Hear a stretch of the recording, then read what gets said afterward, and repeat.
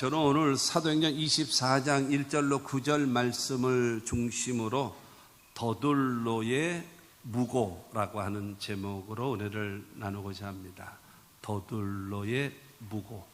저 무고라고 얘기하는 것은 사실이 아닌 것을 사실인 것처럼 꾸며서 거짓으로 고발하는 것, 그것이 무고입니다.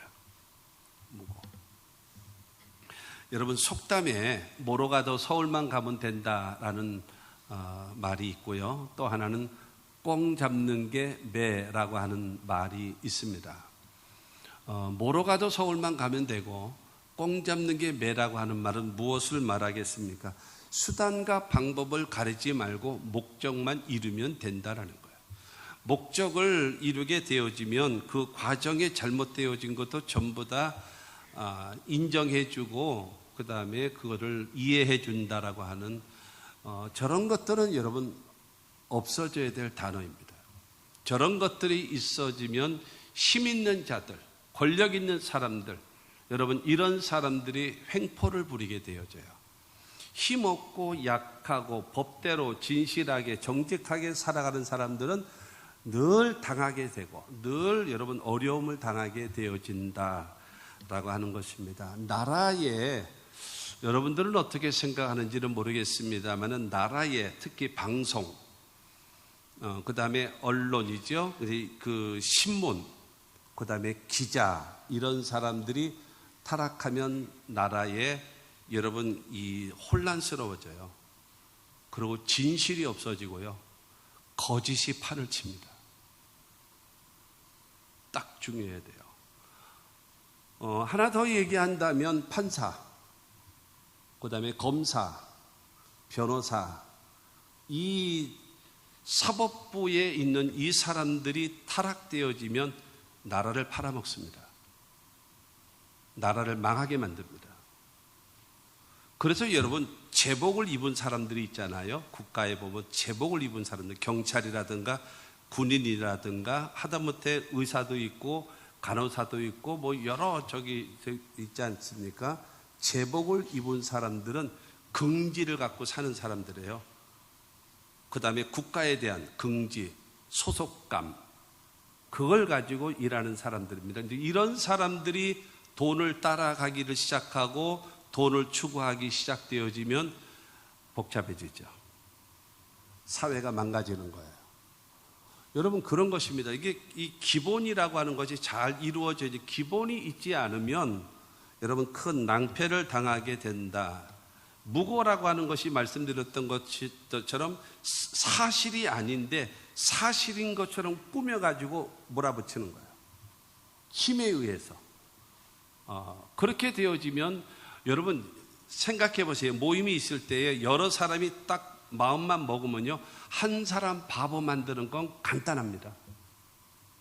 두세 사람만 거기에 동의하고 함께 그 말을 맞추기만 하면은요. 하나 바보 되는 건 순식간입니다. 그렇지 않습니까? 그렇게 될 수 있거든요. 이렇게 되어지는 사회가 되어지면 안 된다라고 말씀드리고 싶어요. 그럼 오늘 말씀이 정치적인 얘기냐 하면은 그게 아니고 바로 이 초대교회의 사도 바울을 향하여 바로 이 더둘로라고 하는 이 사람이 변호사입니다. 이 변호사가 이 사도 바울을 무고하면서 고발하는 거예요. 오늘 사도행전 24장 1절과 2절 말씀을 먼저 보면은요. 닷새 후에 대제사장 아나니아가 어떤 장로들과 한 변호사 더둘로와 함께 내려와서 총독 앞에서 바울을 고발하니라. 바울을 부르매 더둘로가 고발하여 이르되라고 말하고 있습니다. 여러분 성경에 보게 되어지면 사복음서에 많이 나오는 그 세력이 있어요. 특히 누가 있는가 하면은 첫 번째로는 바리새인이 있고요. 또 하나는 사두개인이 있습니다. 대표적으로요. 근데 바리새인은 어떤 사람이냐라고 얘기하면은 딱 하나만 보면 됩니다. 부활을 믿고 내세를 믿는 사람들이 이 바리새인들입니다. 근데 이 사두개인들은 누구냐? 제사장과 대제사장들, 그러니까 종교의 최고 지도자들, 사두개인들입니다. 그러면 사두개인들은 뭐 모세 오경만 믿고 귀족이고 뭐 여러 가지 있습니다만은, 그러나 사두개인은 딱 하나입니다. 부활을 안 믿어요. 근데 이런 사람이 제사장을 하는 거예요. 영원하신 하나님을 섬기고 제사하는 사두개인들, 이들이 제사장을 하는 거예요. 이 참 한편으로 봐서 땅을 칠 일이죠. 어떻게 이런 일이 생겨날 수 있는가라고 하는 것입니다. 그러나 사도 바울이 전하는 복음, 그러니까 이 예루살렘 교회, 그 다음에 초대교회 이 사도들의 메시지는 바로 무엇인가 하면, 너희가 죽인 예수가 하나님의 아들이시다. 근데 하나님은 그거를 부활시키셨다. 이 메시지예요. 그러니까 여러분, 사두개인들에게 있어서는 치명적인 겁니다. 왜? 자기네들은 뭐를 안 믿어요? 부활을 안 믿거든요. 자기네들의 근간이 흔들리는 거예요. 자기네들은 부활을 믿지 않는데, 그런데 이 초대교회 사람들이 그야말로 너희가 죽인 예수가 하나님의 아들이다, 하나님이 그를 부활시키셨다, 그분은 하나님 보좌 우편에 계신다, 그분은 다시 오신다, 이러니 뭐 섬찟한 거죠. 그러니까 여러분, 대제사장들이라든가 이런 사람들이 목숨을 걸고 이 초대교회에 있는 사도들과 더불어 그 다음에 이 바울을 죽이려고, 없애려고 아주 혈안이 되어져 있는 상황이다라는 겁니다. 그러니까 부활을 믿지 않냐는 아나니아라고 하는 이 대제사장이 자기가 직접 로마의 총독에게 직접 고발할 수는 없기 때문에 더둘로라고 하는 변호사를 세워가지고 바울을 고발을 하는 겁니다. 그러다 보니까 이 더둘로라고 하는, 여러분, 이 변호사는요, 그야말로 무고하게 사실이 아닌 것을 사실인 것처럼, 자기가 그럴 것이다라고 생각하는 것을 그렇다라고 이야기하면서 여러분, 바울을 이 벨리스 총독에게 고발을 하고 있는 내용이 오늘 본문 말씀이다라고 하는 겁니다. 그렇게 되어지다 보니까 9절 말씀에 보면은 9절에 유대인들도 이에 참가하여 이 말이 옳다 주장하니라 그러는 거예요. 자, 예를 들어서 군중 집회가 있다고 쳐보세요. 얼마 전에 있었던 탄핵 반대 집회고 있고 탄핵에 대한 찬성 그 집회도 있단 말입니다. 여러분, 탄핵 찬성하는 데에 집회를 하는데 반대하는 사람이 거기 있겠습니까? 탄핵 반대하는 이 사람이 찬성하는 사람이 거기 있을 수 있겠습니까? 없거든요. 다 끼리끼리 모이는 거예요. 그러니까는 이 아나니아와 더불어 더둘로가 해서 이 바울을 고발하게 되어지는데, 그 세력들이 모여 있다 보니까 맞아, 옳소 하면서 여러분 주장을 하는 것이 오늘 본문 말씀 9절에 있는 말씀이다라고 하는 겁니다. 그래서 결과는 쪽으로 보게 되어지면 이 사도 바울이 결국에는 이런 고발을 당하고 재판을 당하게 되어지면서 이게 안 되겠거든요. 그러니까는 뭐를 하게 되어지는가 하면은, 나는 로마 사람이니까는 로마에 있는 황제에게 가서 내가 최종 재판을 받겠습니다 라고 하죠. 이런 계기로 인해서 사도 바울이 로마를 가게 되어지고, 로마에서 복음을 전하게 되어지고, 로마가 나중에 기독교로 복음화가 되어지는 일에 크게 여러분 기초적인 역할을 하게 된 계기가 되기도 한단 말입니다. 그러나 여러분, 그 당시에는 굉장히 어려움을 많이 당하는 그런 일이 생겨나 버리고 만다라고 하는 거죠. 예수께서 십자가에 못 박혀 죽으실 때도 보게 되어지면 누가복음 23장 1절과 2절 말씀에 보면 무리가 다 일어나 예수를 빌라도에게 끌고 가서 고발하여 이르되, 우리가 이 사람을 보매 우리 백성을 미혹하고 가이사에게 세금을 바치는 것을 금하며 자칭 왕 그리스도라 하더이다 하니, 여러분, 빌라도에게 예수를 끌어다가 내세우면서 여러분 그를 고발을 하는 게 종교적으로 무엇인가 하면 우리 백성을 미혹하는 잘못된 가르침을 가르치고 있는 사람입니다 라고 말하면서, 두 번째로는 가이사에게 세금을 바치는 것을 바치지 말라고 합니다. 그래서 사회적인 면으로 고발을 하고, 그 다음에 치명적인 정치적으로 우리는 가이사라고 하는 로마의 왕, 그 외에는 왕이 없나이다. 그런데 이 예수라고 하는 작자가 자칭 왕이라고 말합니다. 그러니까 이 빌라도는요, 종교적으로 고발하는 거 관심 없어요. 사회적으로 고발하는 거 관심 없어요. 근데 정치적으로 왕이다라고 얘기하니까 눈이 번쩍 뜨이는 거죠. 뭐라고? 왕? 하게 되어지면 이거 반란하냐? 이 반란 세력 아니야. 이거는 정치적인 자 아니야. 그래서 결국에는 빌라도는 예수를 십자가에 못 박혀 죽게 만드는 겁니다. 무고죠. 여러분, 이렇게 세상이라고 하는 것이 이렇게 권력에 의해서, 힘에 의해서, 조직에 의해서, 선동에 의해서 움직여지는 세상이 돼버리고 말았다라고 얘기하는 것입니다. 그렇기 때문에 저와 여러분들은요, 이 세상을 살아갈 때의 사도 바울이 갈라디아서 1장에 보게 되어지면 그런 말씀이 있습니다. 내가 하나님을 기쁘시게 하랴, 사람을 기쁘게 하랴. 내가 사람을 기쁘게 하면서 살아왔다면 나는 하나님의 종이 아니니라. 나는 하나님을 기쁘시게 하는 삶을 선택하며 살겠다라고 여러분 고백한 사람이 사도 바울이거든요. 여러분들도 마찬가지입니다. 인생을 살아갈 때에 여러분의 삶의 중심이 어디에 있습니까? 내 감정입니까? 여러분 친한 사람들의 의견입니까? 아니면 여러분 지역, 그 지역에서 여러분 말하고 있는 그 말을 따르고 있습니까? 사람들의 말을 따라, 유행을 따라 살아가기를 원하십니까? 아니면 하나님의 말씀을 중심으로 살아갈 것인가? 여러분 한번 깊이 생각해 봐야 되지 않겠습니까? 모든 것을 여러분 전에 그렇게 말한 적이 있어요. 모든 것을 좀 첫 번째는요, 멀리 보셔야 돼요. 모든 상황을 멀리 보고요. 두 번째는 좀 크게 전후 맥락을 전체를 좀 볼 줄 알고, 그 다음에 세 번째는 집중해서 봐야 돼요. 그래서 제대로 나오죠. 예를 들어서 뭐 정치적인 얘기 한마디만 하게 되어지면 대통령이 여러분 계엄을 했잖아요. 대통령이 되고 싶은 사람이 아니에요. 대통령이에요. 더 이상 올라갈 데가 없어요. 저 사람이 왜 그거를 했을까를 전체를 놓고 한번 봐봐야죠. 이유가 있을 거 아니겠습니까? 그런 거를 들어볼 생각은 안 하는 거예요. 군중의 힘에 의해서, 세력에 의해서, 힘에 의해서 그냥 밀어가는 거잖아요. 그러나 우리 국민된 자들은 어떻게 봐야 되는가 하면 전체를 볼 줄 알아야죠. 왜 저런 일을 했을까? 이유가 있을 거 아니겠습니까?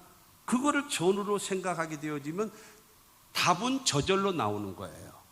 그러니까 모든 거를, 그러니까는 사람들이 뭐를 의존하는가 하면 뉴스를 너무 의존해요. 아주 100% 신봉하고 있습니다. 세 번만 들으면 그게 길이고 진리고 생명이 돼버렸어요. 아주 확신까지 차가지고. 그러기 때문에 아주 선동당하기가 아주 딱 맞는 거죠. 그렇게 되어져 있는 세상이 그렇다라는 겁니다. 그렇기 때문에 저와 여러분들은 이 세상을 살아갈 때에 순간순간적으로 여러분 선택하며 살아갈 때에 하나님의 도우심을 구해야 돼요. 너희 중에 지혜가 부족하거든 모든 이에게 후히 주시고 꾸짖지 아니하시는 하나님께 구하라. 그리하면 주신다고 했기 때문에 하나님께서 주시는 지혜, 하나님께서 주시는 분별력을 가지고 올바로 선택하고 올바로 판단하며 살아가야죠. 우리의 인생이라고 하는 것은 순간순간의 선택이 나의 발걸음을 지금까지 인도하고 있단 말입니다. 잘못된 선택을 계속하게 되어지면 인생이 꼬이게 되는 거예요. 올바른 선택을 하게 되어지면 여러분 내 인생이 보람이 있고 가치 있고 의미가 있게 나아가지 않겠나라고 하는 겁니다. 아무쪼록 여러분 하나님은 합력하여 선을 이루시는 역사, 이 사도 바울을 무고로서 이렇게 고발을 하고 여러분 재판을 당하게 만들고 이런 상황이 되어지지만 결국에는 로마로 가게 되어지고 그 다음에 거기에서 복음을 전할 수 있는 기회로 만드시는 하나님의 역사가 있어졌다라고 하는 겁니다. 그러나 이 당시에는 여러분 어떻게 우리가 처신해야 되고 어떻게 해야 될 것인가, 그거에 대해서 여러분 사도 바울이 조목조목 그거에 대해서 답변을 해가면서 그러면서 그것을 이겨나가는 겁니다. 세상을 살아가다 보면 하나님의 도우심과 지혜를 받아야 되고 하나님이 기뻐하시는 여러분 일을 선택하며 살아갈 수 있는 자. 여러분 불교인들은요 석가모니의 가르침이 삶의 중심 아닙니까? 여러분 유교를 다니는 사람들은요 공자님의 가르침이 그들의 삶의 중심 아닙니까? 여러분 이 이슬람 교도들은요 마호멧의 가르침이 삶의 딱 중심이란 말입니다. 기독교인들은요, 여러분들은 하나님의 말씀, 성경의 말씀이 여러분의 삶의 지표입니까? 여러분의 삶의 원칙입니까? 시편 119편 105절에 있는 말씀처럼 주의 말씀은 내 발의 등이요 내 길의 빛이니이다 했거든요. 발이라고 하는 것은 현재를 말하고 길이라고 하는 것은 미래를 말해요. 등이라고 하는 것은 현재를 비춰주는 것이고 여러분 빛이라고 하는 것은 미래를 비춰주는 그 빛을 말하거든요. 하나님의 말씀이 내 발에 현재를 비춰주는 등이 되고, 그 다음에 내가 가야 될 미래의 빛이 되어 주시는데, 그 말씀이 과연 내 삶의 중심이 되어지느냐라고 하는 겁니다. 그냥 성경은 그냥 들어주는 것이고, 그냥 보아주는 것이고, 그냥 들고 다니는 것이고, 그 다음에 살아가는 것은 내 방법대로 살아가고 있다면 그게 어떻게 크리스찬이겠습니까? 그것이 어떻게 크리스찬이겠어요? 하나님의 말씀은 온데간데 없는데, 우리들의 삶 속에 여러분, 하나님의 말씀은 온데간데 없고 살아가던 대로, 익숙한 대로, 습관대로, 관습대로 살아가고 있단 말이죠. 그러니 그래서 대한민국이 이따가도 나오겠습니다마는 예루살렘에서, 그 다음에 로마에서 독일로, 독일에서 그 다음에 이 스페인에서 영국으로, 영국에서 미국으로 넘어가고, 미국에서 한국으로 왔던 이 복음, 150년도 채 되지 아니한 상태에서 기독교는 최고의 위기를 당하고 있습니다. 왜냐? 한국에서 기독교가 뿌리채 흔들리고 있어요. 100주년을 기해서는 놀랍게 폭발적으로 전 세계에 유례가 없을 정도로 그냥 확산되어지고 일어나게 되어졌는데, 그 이후로부터 힘아리가 없어지고 약해지고 기독교가 개독교가 되어져 버리고, 여러분 세상 사람들 앞에 여러분 지탄을 받고 여러분 멸시를 받는 그런 대상이 되어버려서 기독교의 최고의 위기가 대한민국에서 와가지고 여기서 여러분 기독교의 위기가 처해 있는 상황이 되어버리고 말았다라는 겁니다. 그건 바로 무엇인가 하면 하나님의 말씀을 기초로 한 삶을 살아가지 않기 때문에 그렇게 되어진다라고 하는 것입니다. 오늘 말씀을 통해서 그러면 하나님이 원하시는 삶의 모습은 무엇인가를 한번 깨달을 줄 알고, 하나님이 원하시는 신앙의 사람으로 여러분 우리가 탈바꿈 되어지고, 세상 사람들이 말하는 것과 하나님이 원하시는 것이 무엇인가를 분별할 줄 아는 저와 여러분들이 되시기를 주님의 이름으로 축원합니다. 첫째로 바울을 향하여 전염병 같은 자라는 거예요. 전염병 같은 자. 5절 말씀을 보니까 우리가 보니 이 사람은 전염병 같은 자라 그랬어요. 전염병. 여러분, 전염병이라고 하는 것은 얼마 전에 전 세계를 흔들었던 사스도 있었고요, 메르스도 있었고요, 신종플루도 있었고, 그 다음에 몇 년 전에 끝났던 여러분 코로나19와 같은 이런 전염병들이 있었잖아요. 이것들이 여러분 계속 사람들에게 이 전가되어져 가면서 심지어는 죽어가는 사람이 얼마나 많았습니까? 여러분, 이런 일들이 있었단 말입니다. 나에게 있었던 이 병균이 상대방에게 접촉을 통해서, 어떨 때는 악수를 통해 가지고 심지어는 대화하다가 침이 통함으로 그에게 전달됨으로 인해서, 그래서 여러분 그 병이 상대방에게 옮기게 되어지는 그런 일도 생겨나 버리고 말았다라고 얘기하는 겁니다. 그래서 이 도둘로라고 하는 이 변호사가 그 아나니아라고 하는 대제사장의 사주를 받아서, 그래서 사도 바울을 지금 전염병과 같은 자이기 때문에 이 사람은 이스라엘 사람들에게 영구히 격리시켜야 됩니다. 이 사람은 죽여야 합니다 라고 지금 도둘로라고 하는 이 사람이 그것을 말하고 있는 것이다라는 겁니다. 왜냐하면은 예루살렘에 있는 그 수많은 유대인들, 유대교 사람들, 그 사람들이 기독교로 개종을 하거든요. 여러분, 베드로가 복음을 전할 때에, 성령 충만받고 복음을 전할 때에 3,000명이 회개했거든요. 그러면 그 사람들은 다 예수 안 믿는 사람이 예수를 믿게 됐나요? 아니에요. 전부 다 유대교를 다니던 사람들이에요. 그 사람들이 하루에 3,000명이 기독교인으로 바뀌어졌어요. 사도행전 3장에 보게 되어지면 나면서부터 안진병이었던 사람은 내게는 돈이 없지만 은과 금이 없다. 그러나 내게 있는 것을 내게 주르니 곧 나사렛 예수 이름으로 일어나 걸으라고 손을 잡아 일으켰더니, 여러분 40년 동안 일어나 보지도 걸어보지도 못했던 사람이 걷기도 하고 뛰기도 하는 그 역사를 모든 사람들 보는 눈앞에서 펼쳐지자 5,000명이 여러분 회개했다라는 거예요. 여러분, 지금도 사람이 많지 않은데 여러분 예루살렘에서 하루에 3,000명, 하루에 5,000명이 유대교를 다니던 사람이 개신교로, 여러분 예수교로 이게 바뀌어버렸으니 유대교에서는 치명적인 것입니다. 그리고 그 다음에 뭐라고 얘기하는가 하면 허다한 무리가 죽게 돌아오더라 그랬어요. 허다한 무리. 5,000명이 돌아왔을 때도 허다한 물이라고 말하지를 않아요. 그러면 뭐예요? 수만 명이 온다는 거예요. 그렇게 되어지다 보니까 유대교에서는 뭐예요? 생사가 달려있는 문제예요. 그렇게 되어지다 보니까 저놈들은 전염병에 걸린 자들이다. 그래서 사람들을 지금 병들게 만들고 사람들을 현혹시키는 사람이다. 저 사람들을 없애야 된다라고 지금 말하고 있는 것입니다.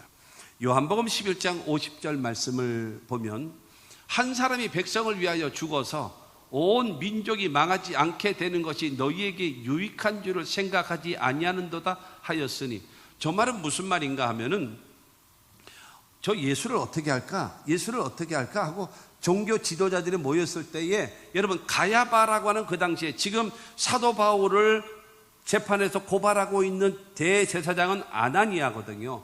그러나 예수를 죽일 때의 대제사장은 가야바라고 하는 사람이에요. 그 가야바라고 하는 대제사장이 말하는 겁니다. 한 사람이 죽어서 온 민족이 망하지 않는다면 그 한 사람을 죽여.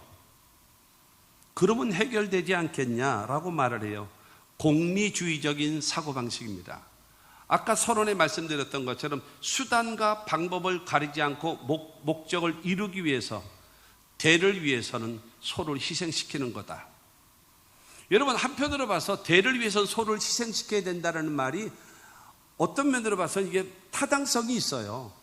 이해가 된단 말이죠. 그렇지 않습니까? 대를 위해서 소를 희생시킨다. 말이 맞아요. 그런데 중요한 것은 그 소가 당신이라면 좋으시겠습니까? 남이라고 얘기한 걸 그럴듯하네. 대를 위해서 소가 희생할 수도 있겠네 라고 생각하는데 여러분 그 소수의 1인이 바로 나라면 여러분 기분 좋으시겠습니까? 그건 아니잖아요. 여러분 옛날에 그런 일이 있었어요. 김영삼 대통령이 이 사정 작업을 하고 개혁을 이루어날 때에 국민이요 90% 이상이 지지했어요. 이게 역대 그런 일이 없었죠. 왜냐하면 사정 작업을 하고 개혁을 하는 거예요. 막 그래서 군대 안에 하나회라고 하는 조직을 없애버렸죠. 막 국민들이 막 전국에서 박수를 치고 좋아하고 막 이랬거든요. 그러니까 가는 곳마다 비리 있는 거를 막 사정 작업을 해냈습니다. 그러니까 다 박수 치고 좋아했던 거예요. 그런데 자, 이번에는 당신 차례예요 하고 나서 당신들이 사정을 해봐야 되고 당신들이 개혁되어야 됩니다라고 딱 할 날이 오자 그들은 전부 다 뭐로 바뀌었는가 하면 반발 세력으로 바뀌는 거예요. 남이 개혁되어지고 남이 사정 작업이 되어지고 다른 사람을 여러분 신문하고 조사할 때는 박수를 쳐줬지만 그 사정 작업이 여러분 사정의 칼날이 나에게 올 때는 반발 세력으로 바뀌어지는 그것이 사람이라는 거예요. 그렇다면 여러분 대를 위해서 소를 희생시켜야 된다는 이런 공리주의적인 표현은요 없어야 합니다. 없어야 돼요. 너도 좋고 나도 좋고 우리가 다 좋은 방법을 찾아가야죠. 법에 의해서 그렇게 갈 줄 알아야지. 여러분 이런 힘에 의해서 우리들은 괜찮고 힘없는 저거 그냥 죽여버려서 없애서 이 문제를 해결하자라고 하는 이런 사회가 되어진다면 힘없고 빼없고 능력 없는 사람들은 다 죽는 거예요. 그렇지 않겠습니까? 그렇기 때문에 여러분 그러나 초대교회 사람들은 마치 뭐와 같은가 하면 전염병 걸린 사람들과 같이 자기가 만난 예수 너도 믿어라. 내가 체험한 예수 너도 체험해라. 예수를 믿으면 영생을 얻는다. 예수 믿으면 하나님의 자녀 된다. 예수 믿으면 천국 백성 된다. 예수 믿으면 하나님의 성령이 임한다. 예수 믿으면 인생이 바뀐다. 여러분 이것을 전하는 자가 되어졌습니다. 마치 뭐와 같이요? 전염병과 같이 퍼져나가는 거예요. 3,000명, 5,000명 허다한 무리가 주님 앞에로 돌아오는 거예요. 한국교회가 언제부터 먹고 살기가 좋아지고 편안해지면서 여러분 미국 사회가 좋아지고 먹고 살기가 좋고 편안해질 때에 무엇인가 하면 복음을 들고 여러분 이 아시아로 와서 성경책만 전달해주고 배에서 그 자리에서 죽임을 당하고 성경책만 전달하고 죽임을 당하는 순교를 하면서라도 우리나라 대한민국에 복음을 전해던 선교사들이 있었는데 우리 대한민국은 먹고 살기 좋고 편안해지고 그렇게 되어지다 보니까 우리끼리 하면서 점점 쇠퇴해 가고 있어요. 여러분 마치 뭐와 같은가 하면요 꿀 먹은 벙어리 같아요. 꿀을 먹어보니까 너무 맛있어, 너무 달고 너무 좋아, 너무 행복해. 그런데 이거를 전할 방법이 없어. 왜? 내가 벙어리니까. 여러분, 이러면 되겠냐라는 겁니다. 여러분, 여기가 올림픽입니까? 교회가 올림픽입니까? 올림픽은 각 국가의 대표 선수들만 오는 곳이잖아요. 그러나 여러분, 주님 앞에는요, 모든 자들이 다 나오는 겁니다. 그거 봐, 지금 아멘 안 하잖아, 지금. 아무도 안 해, 지금. 여러분, 대표 선수들만 나오는 거예요. 여러분, 그런 것이 아닙니다. 모두 다 주 앞에 나와서 예배하고 하나님을 섬겨야 될 줄로 믿습니다. 이 초대교회는 전염병과 같이 복음을 전했어요. 예수님 말씀하시기를 마태복음 13장 33절 말씀을 보면, 또 비유로 말씀하시되 천국은 마치 여자가 가루 서말 속에 갖다 넣어 전부 부풀게 한 누룩과 같으니라 그랬어요. 저는 그거를 하는 걸 많이 본 적이 있어요. 옛날에 밀가루, 이게 큰 고무다라에다가 호떡 파는 사람이요, 이 반죽을 하는 거예요. 그래서 여러 가지 그 넣는 거가 있더라고요. 바닐라 향도 넣고, 그 다음에 포도당도 넣고, 이렇게 다 해서 이게 넣는데, 거기다가 생이스트, 꼭 마가린 같이 생긴 생이스트를 거기다, 그게 누룩이더만요, 집어넣고 돼서 비닐을 덮어놓고 아랫목 있는 데다가 딱 넣어놓고 몇 시간 지나게 되어지면요, 이것이 큰 고무다라에 꽉 차게 부풀어 오르는 거예요. 그걸로 호떡을 만들어서 먹으면 입에 살살 녹는 거죠. 그 누룩으로 인해서 만들어진 그 호떡. 그런데 예수님은 지금 말씀하십니다. 비유로 뭐를 말씀하신가 하면 천국을 얘기하시면서 거기다가 그 밀가루 반죽을 부풀게 만드는 누룩과 같다라는 거예요. 우리들 마음속에 복음이라고 하는 누룩이 들어와서 그야말로 요만한 이 밀가루, 이 반죽되어진 것이 누룩으로 인하여 커지게 되어지고 많아지게 만드는 양적인 성장이 이루어지는 그 역사를 이루어야 된다라고 예수께서 말씀하시는 겁니다. 그야말로 벙어리 꿀 먹은 기분으로 다니는 것이 아니라, 목사님, 이 몸 밀고 교회 오기도 힘들어요. 내 몸 끌고 오기도. 근데 누구를 끌고 옵니까? 중요한 사실은 뭔지 아십니까? 예수로 인해서 기쁨이 없어서 그래요. 여러분은 웃음을 찾지 예수 때문에 기쁘질 않아서 그래요. 내 기도하는 그 시간, 그때가 가장 뭐가 즐거워요? 즐겁기는 괴롭고 힘들죠. 그 왜 그래요? 여러분, 살아계신 하나님을 내가 만나야죠. 주님과 나와의 인격적인 만남이 있어야죠.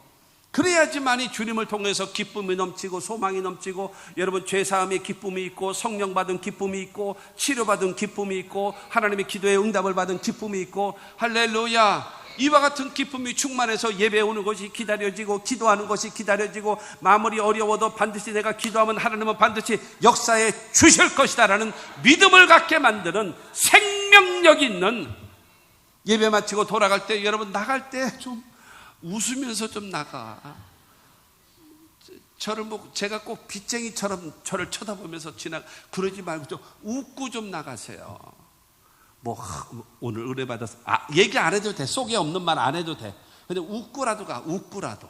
할렐루야. 그러고 나서 무슨 이게 저기 빚쟁이 만난 것처럼 여러분 그렇게 너무 거룩하게 이러지 말고 기쁨으로. 왜요? 예배드리고 하나님께 찬양하고 하나님께 기도하고 하나님께 헌신음으로 인해서 이 기쁨으로 일주일을 승리하며 살아가리라. 이 다짐과 더불어 삶의 현장으로 가서 열매 맺으며 살아가야 되지 않겠습니까? 할렐루야. 이 복음이 끊임없이 증거되어져야 돼요. 나로 인하여 다른 사람이 복음이 증거되어져야 돼요. 어디 가서 어느 식당에 가면 이게 정말로 맛있더라, 정말로 맛있더라, 맨날 먹는 얘기만 하고 앉았고, 야, 어디 가니까 이 벚꽃이 세상에 이렇게 이쁘게 피는지 모른다. 도대체, 아니, 예수 얘기 좀 해. 예수 얘기 좀. 예수 얘기, 복음에 대해서 사도 바울은 말하잖아요. 내가 복음을 부끄러워하지 아니하노니 이 복음은 모든 믿는 자들에게 구원을 주시는 하나님의 능력이다라는 거예요. 여러분, 입을 열 때마다 먹는 거 얘기하고, 입을 열 때마다 콧바람 쐬러 가는 거 얘기하고, 입을 열 때마다 여러분 세상 얘기하면 어떻게 당신이 예수 믿는 사람이겠습니까?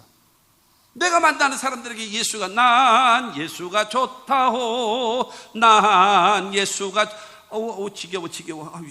좀 떨어져. 여러분 이럴지라도 여러분에게 예수 때문에 기쁘고 즐겁고 행복하고 할렐루야. 그저 전도는 전에도 말씀드렸던 것처럼 전도는 두 마디. 첫째는 나 봐. 예수 믿고 변화된 나를 봐라. 예수 믿고 변화된 우리의 가정 봐라. 예수 믿고 변화된 우리 남편 봐라. 예수 믿고 변화된 우리 자식들 봐라. 얼마나 잘 됐냐. 예수가 정말로 귀한 거야. 너도 예수 믿어야 돼. 어떻게 하면 되니? 와봐. 우리 교회 와봐. 너도 예수 믿어봐. 너도 잘 될 수 있어. 할렐루야. 내가 경험자가 되어줘야죠. 할렐루야. 여러분 내가 체험을 하고 내가 만난 주님을 전하고 내가 체험한 주님도 같이 전하고 여러분 체험하게 만들고 그래서 주 앞에 나와서 기쁨과 즐거움과 기대가 꽉 차서 여러분 하나님 앞에 예배드리면서 내가 오늘 올라올 때는 무겁고 힘들고 답답한 마음으로 올라왔을지라도 나는 돌아갈 때 기쁨이 충만하고 성령이 충만하고 응답받고 돌아간다. 그렇게 되어지면 졸겠습니까? 예? 오늘 예배 드리면서 내 인생이 바뀔 거라고 생각하고 기대하면서 예배를 드리는데 졸겠냔 말입니다. 아니죠. 안 그럴 거예요. 내 인생이 바뀌는데요. 그러나 생각 없이 예배 드려주는 거야. 마지못해서 오늘따라 설교 앵가이도 길게 하네. 이렇게 할 일도 없으면서 여러분 이런 마음으로 예배를 드리는데 무슨 기쁨이 있고 무슨 즐거움이 있고 무슨 감격이 있고 무슨 여러분 주 안에 승리하며 살아갈 수 있는 그런 기대가 있겠습니까? 우리 모두 여러분 그야말로 복음으로 인해서 전염병과 같이 이 기쁜 소식 온 세상 전에서 즐겁고 기쁜 마음으로 전하고 증거하며 살아갈 수 있는 우리 모두가 되어져야 된다는 겁니다. 두 번째로 우리가 보니 이 사람은 사람들을 소유하게 하는 자입니다. 소유하게 하는 자. 5절에 보니까 우리가 이 사람을 보니 천하에 흩어진 유대인을 다 소유하게 하는 자요라는 거예요. 소유하게 한다라는 말은 뭐예요? 선동한다라는 거예요. 소란하게 만든다. 데모하게 만든다라는 거예요. 그야말로 이렇게 해달라고 외치는 자들을 되게끔 만든다라는 겁니다.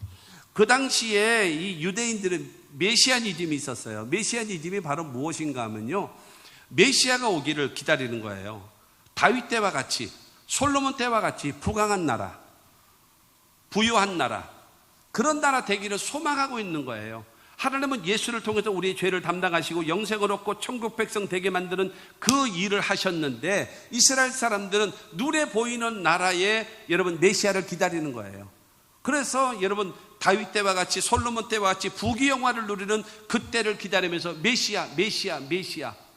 그런데 중요한 거는 바로 로마를 몰아내고 이 땅에 다윗 때나 솔로몬 때와 같은 나라를 만들기를 원하는 메시아를 대망하고 있는 그들에게 메시아가 왔다라는 거예요. 그러면 뭐 하게 되어지는 거예요? 로마라고 하는 나라가 지배하고 있는데 그들에게 지금 그 얘기를 하는 겁니다. 사람들을 소유하게 만드는 사람들입니다. 메시아니즘에 빠져서 메시아를 통해서 로마를 몰아내버리고 다윗 때나 솔로몬 때와 같이 부귀영화를 누리는 나라를 선동하는 사람입니다. 지금 이렇게 말을 하고 있는 것입니다. 여러분 중요한 것은 이 바울이 그와 같은 삶을 주동자되고 여러분 그 사람들을 선동하게 되어지나요? 여러분 이 사도 바울이 전하고 그 다음에 베드로가 전하고 있고 초대교회가 전하고 있는 복음은 바로 무엇입니까? 예수 그리스도거든요. 예수 믿으면 구원받는다. 예수 믿으면 영생을 얻는다. 예수 믿으면 천국 갈 수 있다. 여러분 이것을 전하는데 그것을 교묘하게 메시아니즘에 빠져있는 저들을 선동해서 로마를 대항하려고 하고 있다.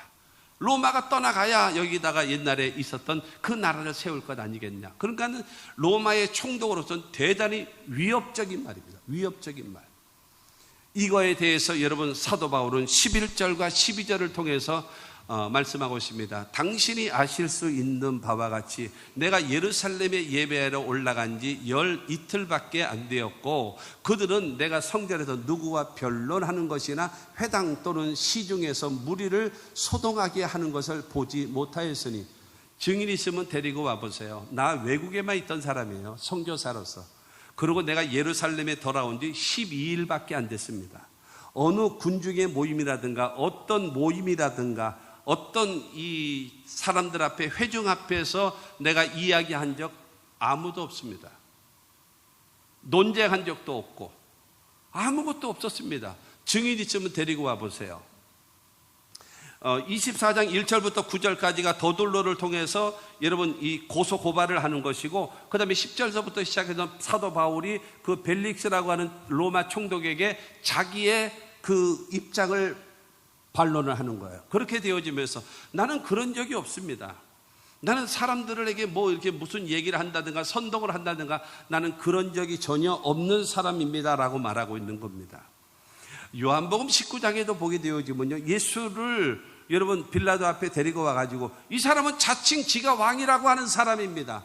그러므로 우리에게 왕은요 가이사밖에 없습니다. 그런데 자칭 왕이라고 하는 저 유대왕 저 예수를 죽이지 아니하면 당신은 반역자요, 이러는 거예요. 지금 빌라도에게 우리는 가이사 황제에게 당신을 고발할 것이요, 자칭 왕을 라고 얘기하는 저 예수라고 하는 작자를 죽이지 않으면 당신은 반역자요.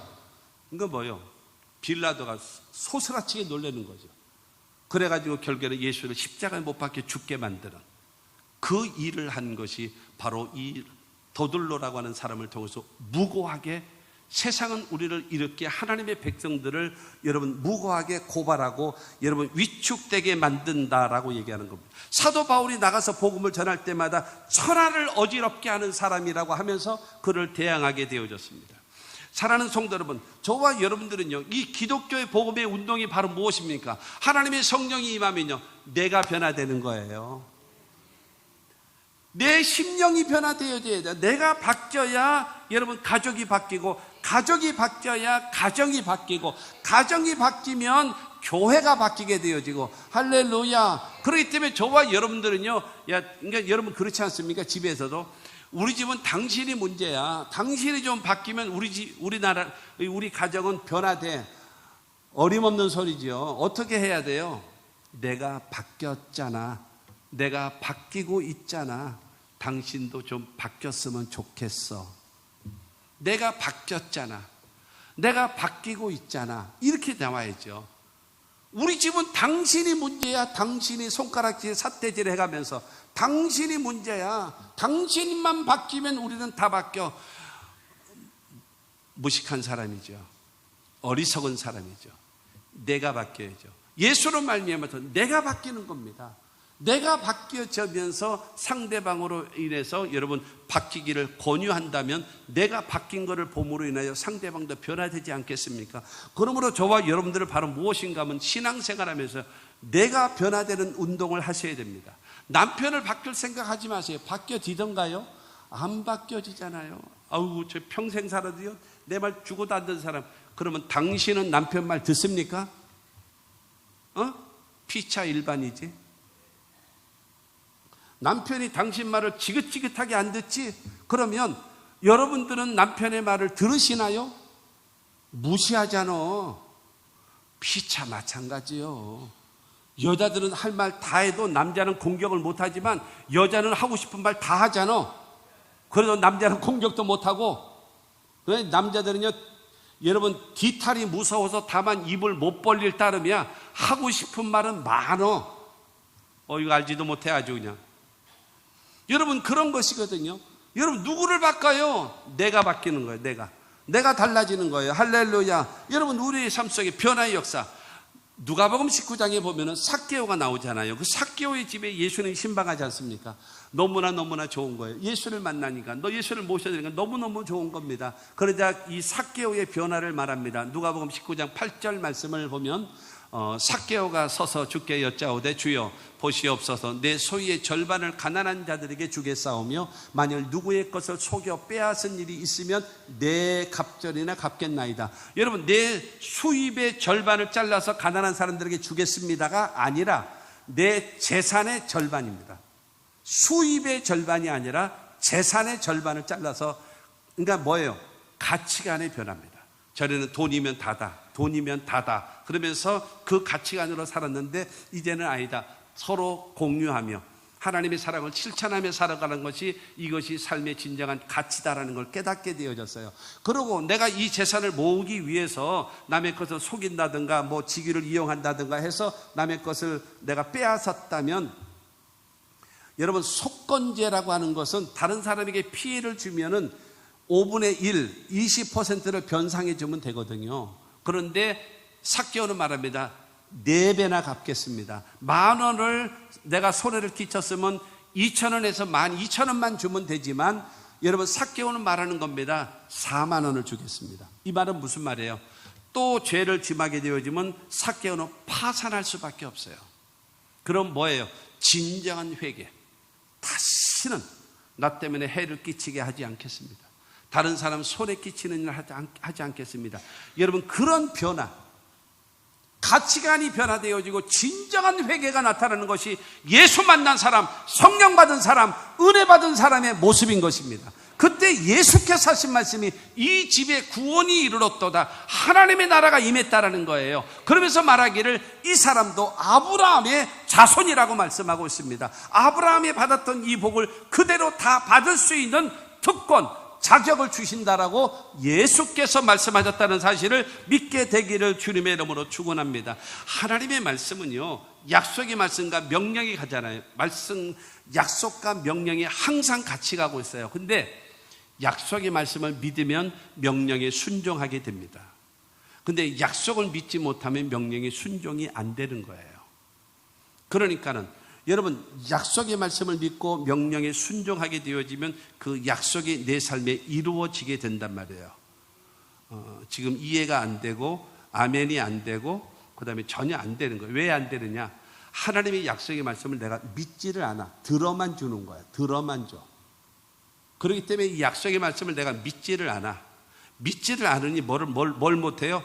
실천, 순종이 안 되는 거야. 믿지를 못하는데 무슨 순종이 되겠습니까? 그렇죠? 그렇지 않아요? 일단 깨닫기라도 해보세요. 양심 있으면 고개라도 끄덕거려 보세요.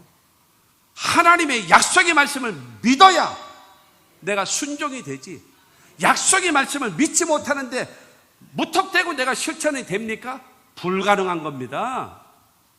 중요한 것은 무엇이냐? 하나님의 말씀을 듣지 않기 때문에 그런 거예요.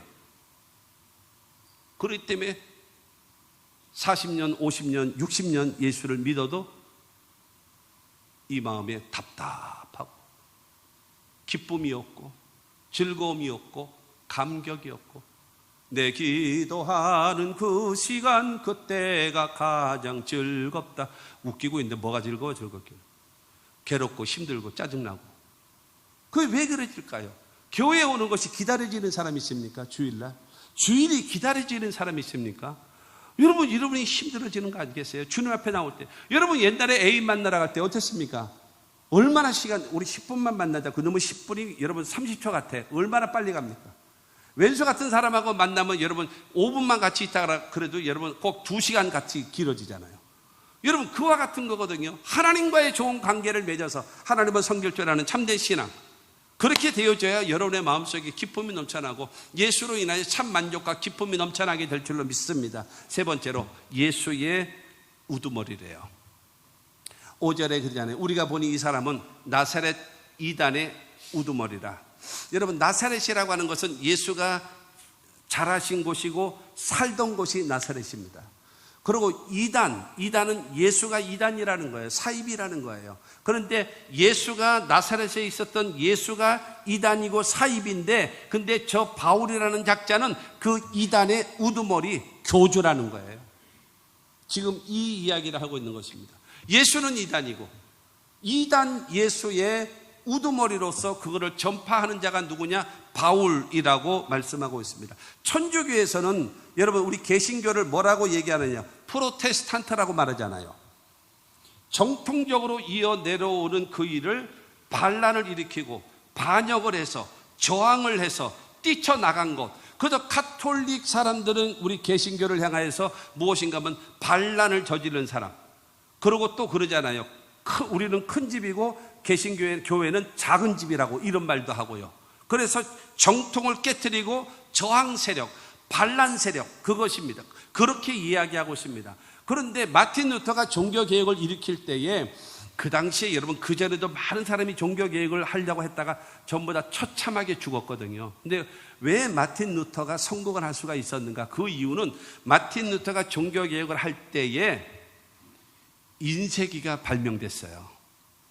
그래가지고 마틴 루터가 95개 조항을 써서 성경은 이렇게 돼 있는데 왜 교회는 이렇습니까? 교회는 이래야 되는 거 아닙니까? 라고 하면서 95개 조항을 여러분 만들어서 그거를 인쇄를 해버린 거예요. 그리고 대자보로 붙여버린 거예요. 그리고 그거를 인쇄를 해가지고 사람들에게 나누어 주는 거예요. 교회는 이래야 됩니다. 95개 조항을 써서 여러분 백성들에게 나누어 주면서 교회는 이래야 됩니다. 라와서 그것이 종교개혁이 이루어지고 그것으로 인하여서 여러분 우리 개신교가 생겨난 거예요. 하나님의 말씀을 중심으로. 여러분 중요한 거는 이 잘 돼가고 있는 천주교 카톨릭에서 여러분 반란 세력, 저항 세력으로 해서 뛰쳐나온 것이 아니라 잘못된, 심지어는 뭐가 되어지나요? 여러분 우리가 마리아를 얘기할 때 우리는 뭐라고 해요? 세인트 마더예요. 세인트 마더. 존경할 만한 훌륭한 좋은 어머니라고 얘기합니다. 그러나 카톨릭에서는요 홀리 마더입니다. 거룩한 여인이에요. 그러니까 무엇인가? 그들은 누구에게 기도하나요? 마리아에게 기도해요. 이건 아니다.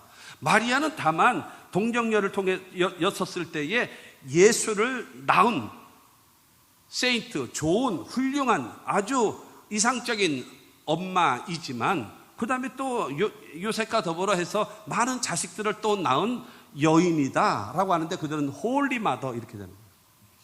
그리고 여러분 교황은 어떤 존재인가요? 여러분 죄가 없어요. 그분은 죄인이잖아요. 근데 죄가 없어요. 그리고 뭐가 있어요? 사명권이 있어요. 내가 죄 사함을 주느라 무슨 권한으로요?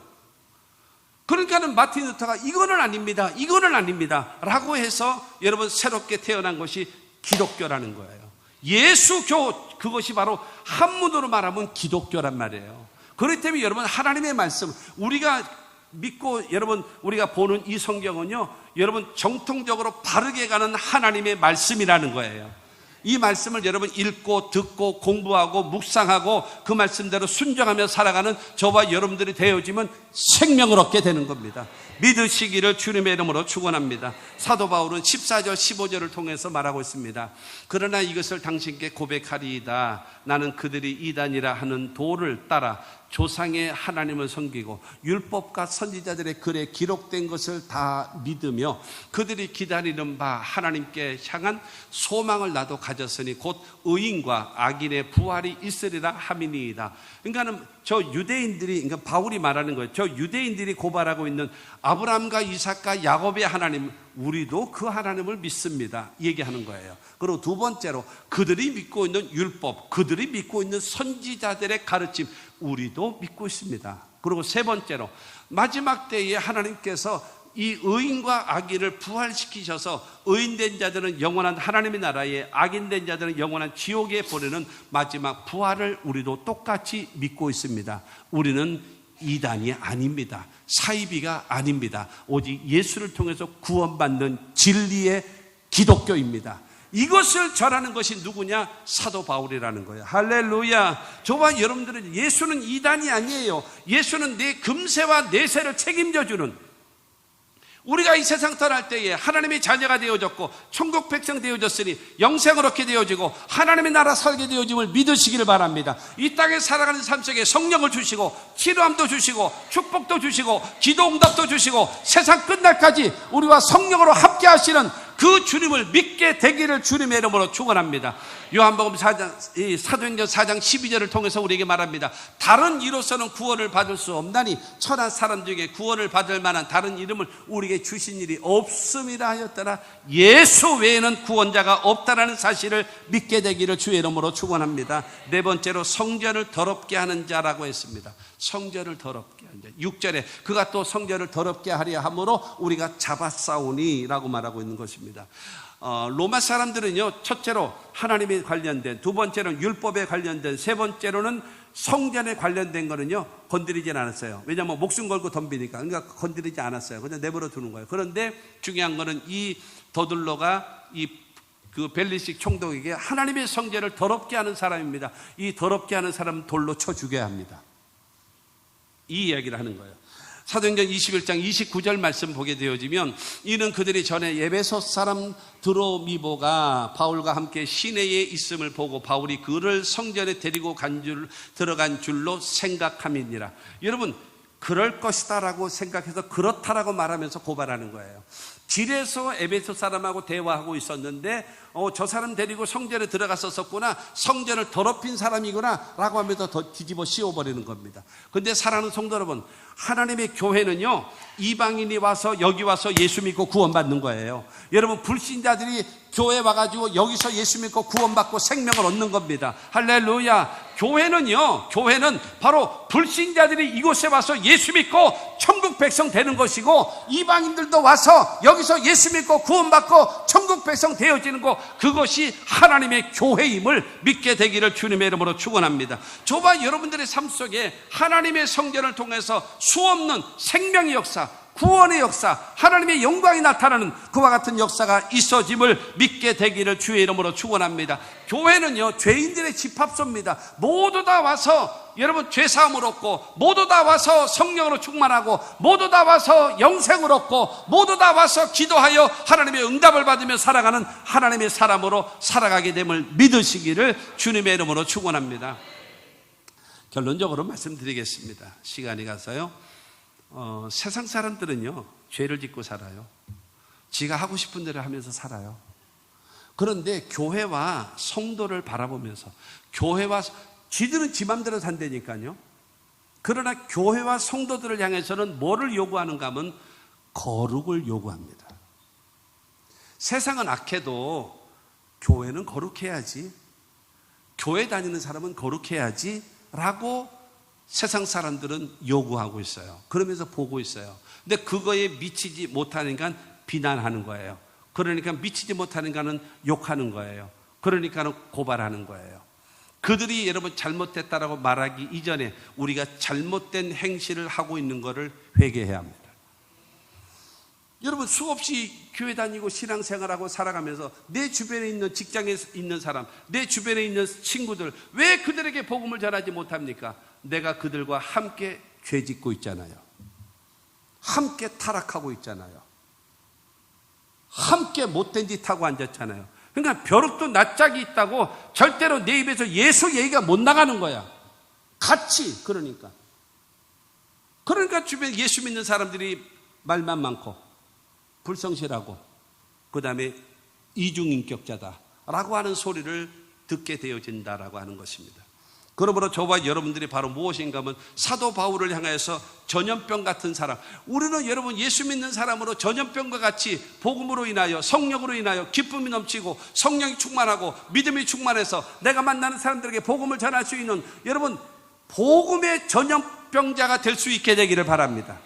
표현이 이게 좀 어감이 좋지는 못합니다만은, 여러분 복음을 전하는 일에 여러분 성령과 복음이 가득 차서 이것이 증거되어질 수 있는, 그리고 우리는 세상을 소유케 하는 자가 아니라 그들로 하여금 예수 믿고 구원받게 만들고 영생을 얻게 만들고 바른 길 가게 만드는 그 역할을 하는 사람인 것입니다. 우리는 예수 그리스도의 증인이 되어지고 이 교회를 통해서 수많은 영혼들이 구원함을 얻게끔 만드는 하나님의 사람이 되어져야 함을 믿으시기를 바랍니다. 여러분, 초대교회에 사도행전 6장에 보면 초대교회에 재직들의 자격이 있었습니다. 첫째, 믿음. 두 번째, 성령 충만. 세 번째, 지혜로운 사람. 네 번째로, 세상 사람들 앞에 칭찬받는 사람.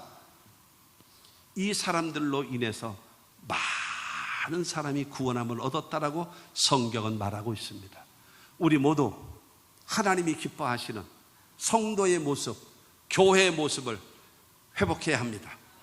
그렇게 되어지면 하나님께서 대한민국을 살리실 것이고 교회를 살리시고 여러분의 개개인의 삶에 반드시 축복하실 것입니다. 그래서 하나님을 기쁘시게 하며 사람에게도 칭찬을 받는 교회와 성도 우리 모두가 되기를 주님의 이름으로 축원합니다.